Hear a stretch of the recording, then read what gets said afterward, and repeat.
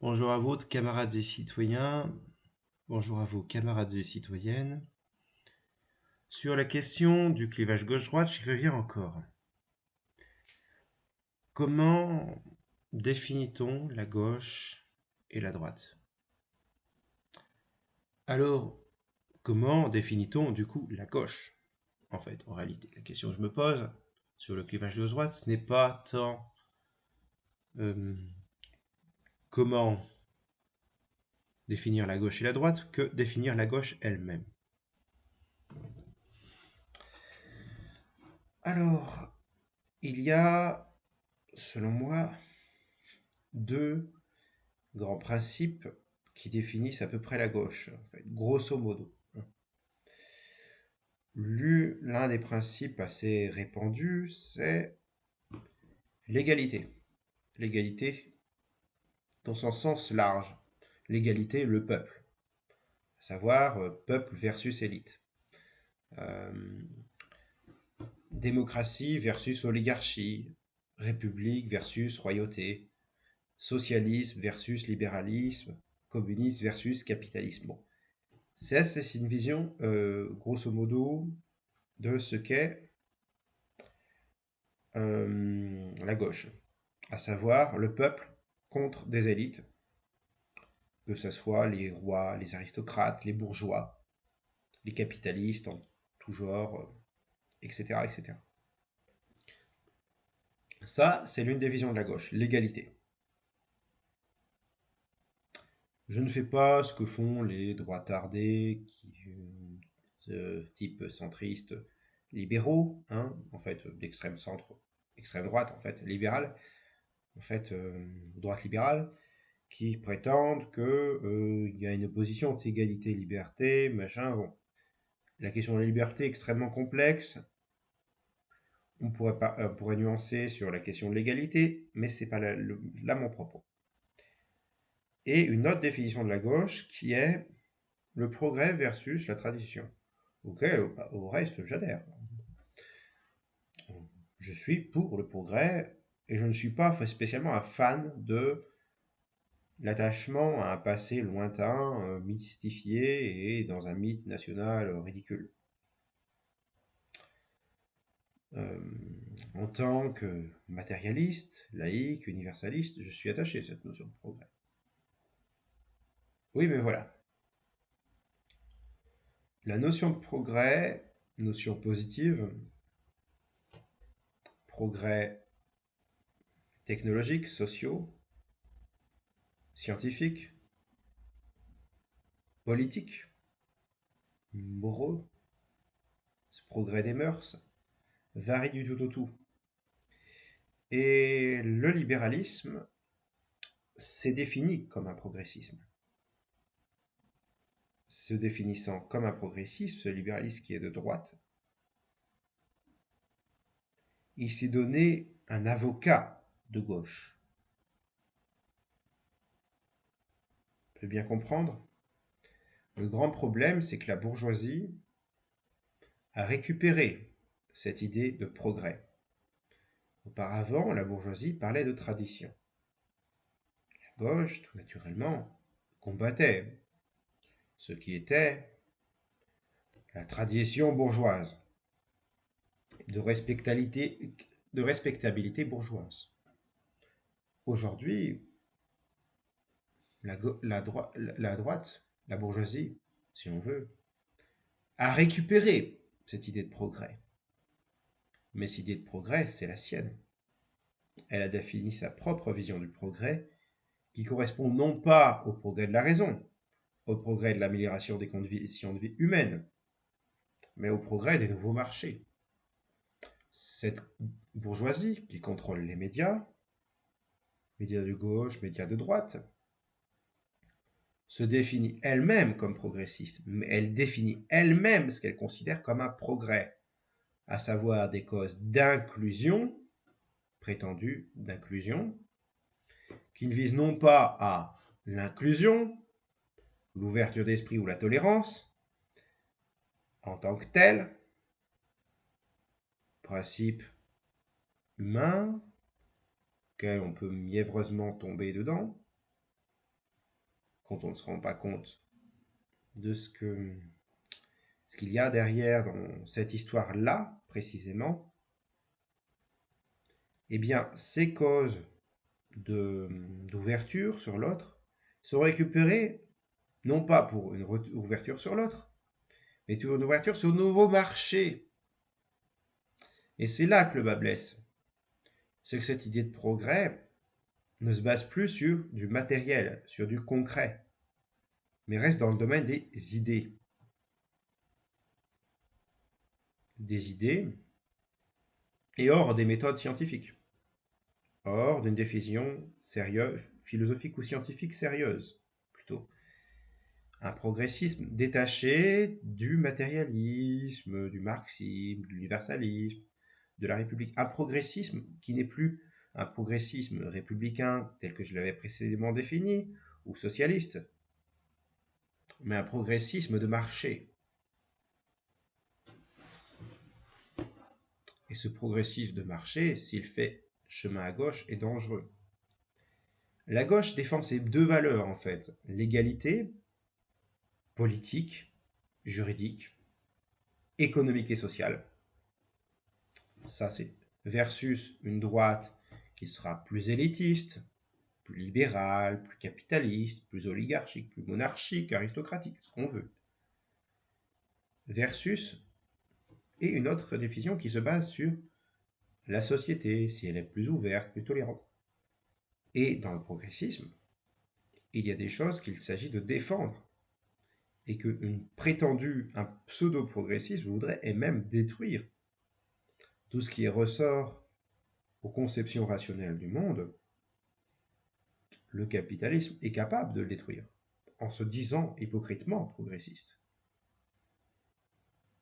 Le capitalisme cherche à créer sa propre civilisation. Une civilisation de la marchandise.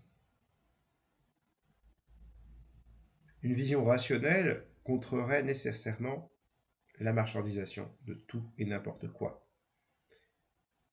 Et ce serait extrêmement dangereux que la gauche redevienne matérialiste pour les capitalistes.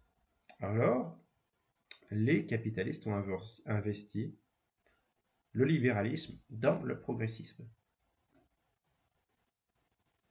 Contamination du puits. Le progressisme, valeur positive, corrompu par le libéralisme.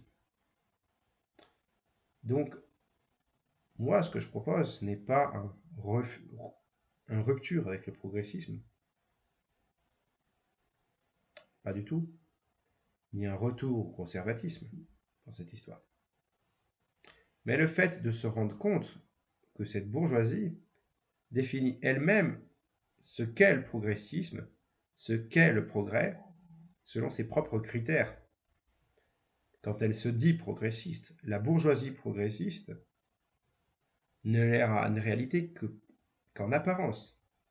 Défendant ses intérêts de classe, elle va détourner la notion de progrès au service de ses intérêts de classe, au service des intérêts du marché. C'est pour ça qu'il s'agit d'avoir une gauche, certes, d'égalité et de progrès, mais progressisme non pas de liberté, d'autodétermination dans un système de marché, d'individualisation ou de communautarisation, d'identité, de subjectivisme, mais un progrès objectif, matérialiste, qui ne soit pas basé sur les identités, mais universaliste, qui se base sur l'ensemble de l'humanité, et non point sur un culte adressé à telle ou telle identité vue comme progressiste, comme une avance dans les libertés absolues de l'être humain, y compris dans ce qu'on peut marchandiser. Le cheval du Troie du libéralisme essaye d'utiliser des chevals de Troie pour assiéger, pour infiltrer les idées progressistes et les rendre au final réactionnaires. pour ça qu'il y a, certes, cette gauche d'égalité et de progrès qu'il faut défendre, mais en rappelant la, que la bourgeoisie, dans son hypocrisie, va se dire progressiste, va détourner le progressisme pour en faire ce qu'il n'est pas. Nous pensons un progressisme matérialiste, donc complètement détaché de questions de identité de genre, de race ou gender study, de tous ces trucs de la French Theory, on n'en veut pas. Quand on est des communistes, des socialistes, des marxistes sérieux, on est matérialiste. On se base sur une analyse de classe. On ne veut pas d'une rupture entre les hommes et les femmes, entre les blancs et les noirs, entre prétendument au nom du progrès. Certains vont même parler de race sociale, de justice raciale, de justice de genre entre les hommes et les femmes, d'hommes oppresseurs, de femmes oppressées, de blancs oppresseurs, oppressés, sans se rendre compte que ceux qui oppriment, au final, ce ne sont pas des identités, mais des classes sociales. Des classes sociales qui divisent le prolétariat en identités afin que celui-ci ne puisse pas s'unir pour le renverser. Et donc, il s'agit de réaffirmer que nous sommes égalitaires, nous sommes progressistes, au sens réel du terme, sans le progressisme des bourgeois, qui au final est un conservatisme.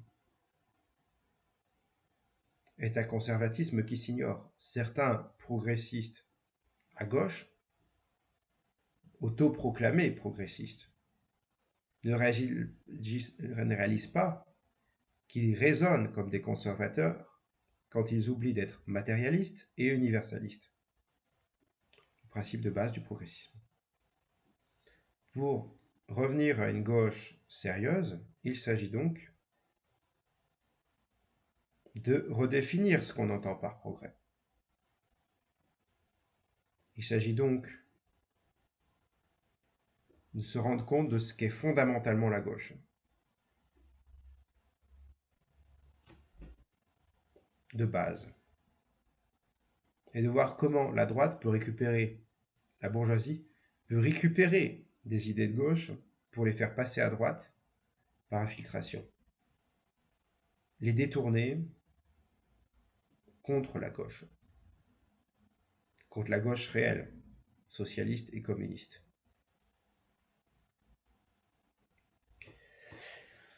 Donc nous avons à partir de là un problème sérieux si nous n'envisageons pas ce qu'est fondamentalement le clivage gauche-droite, c'est-à-dire une ambivalence entre ces deux clivages-là fondamentaux, égalité versus privilège, privilège au sens juridique et économique.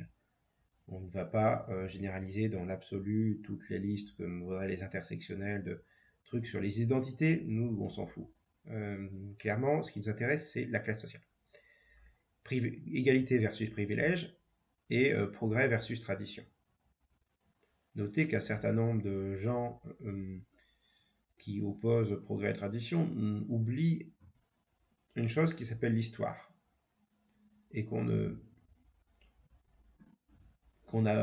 qu'un progrès n'est pas le fait de jeter le passé en l'air, qu'un progrès n'est pas le fait de vouloir retourner un passé mythifié, de vouloir rejeter en blanc ou en noir un passé comme bon ou mauvais, avec un jugement moral complètement décontextualisé, qu'un progrès s'établit sur une vision rationnelle du monde. Donc, définir réellement ce qu'est ce progrès, réellement ce qu'est cette égalité. Je préfère parler de raison que de progrès aujourd'hui. C'est de là le nom de ma devise, raison-égalité. Et je le répète, du coup, camarades et citoyens, camarades et citoyennes, raison, égalité, nous vaincrons, camarades. En attendant, prenez soin de vous. Ciao.